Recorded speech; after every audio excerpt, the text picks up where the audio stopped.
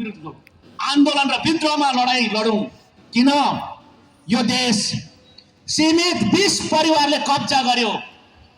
हाम्रो देशको अर्थतन्त्र सीमित 20 परिवारले 40 खरब भन्दा बढी कब्जा गरेको रहेछ। 40 खरब र केही 100 परिवारले अरु रहेका 30 खरब कब्जा गरिरहेको रहेछ।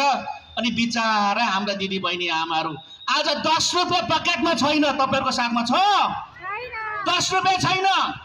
हाम्रो छोराछोरीलाई बिहान बेलुका के खुवाउने? बिरामी भयो भने के गर्ने? शिक्षा दीक्षा के गर्ने? तनाव भई तनाव। बिहानदेखि बेलुकासम्म सहकारीले खेद्छ।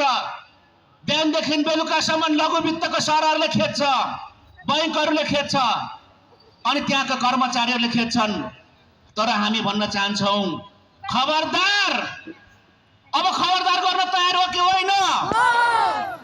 भिडेर जाने एक लाइन स्टेप हो, भिडेर जाने।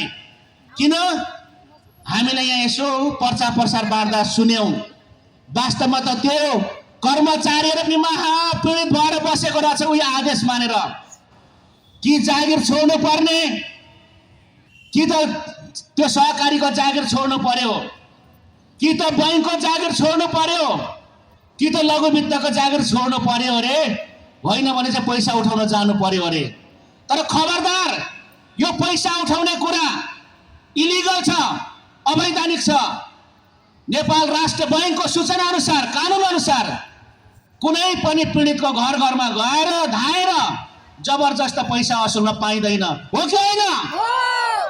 यो शिक्षा पनि नागरिक बचाउ महाअभियानले दिइरहेको छ। त्यसैले म भन्न चाहन्छु, हाम्रो